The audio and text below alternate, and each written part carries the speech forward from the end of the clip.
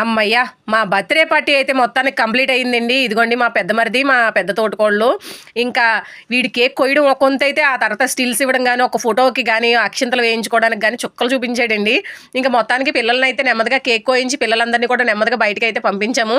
ఎందుకంటే వీళ్ళది second floor అండి. అక్కడి నుంచి పిల్లలు ఎక్కడ పడిపోతారో అని అదో భయం. ఇదిగోండి మొత్తం పిల్లల గ్యాంగ్ అంతా చూసారా? ఈ హడావిడి అంతా అయ్యాక నెమ్మదిగా ముందు కేక్ అయితే కటింగ్ చేయించి పిల్లలందరినీ కూడా చక్కగా పంపించాము.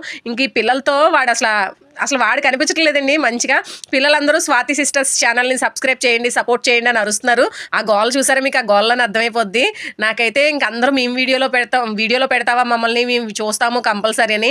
ఇంకా కేక్ కటింగ్ అయితే చక్కగా కంప్లీట్ అయిపోయిందండి. ఇంకా మీ అందరూ కూడా మా పవన్ తేజ్ని అయితే మంచిగా బ్లెస్ చేయండి. ఇలాంటి పుట్టినరోజులు మరెన్నో జరుపుకోవాలని మనస్ఫూర్తిగా అయితే దీవించండి. మీ దీవెనలన్నీ కూడా కామెంట్ రూపంలో అయితే చక్కగా పెట్టండి. పవన్ తేజ్కి ఇంకా హ్యాపీ బర్త్డే అయితే ఈ సంవత్సరం చాలా చాలా బాగా జరిగింది.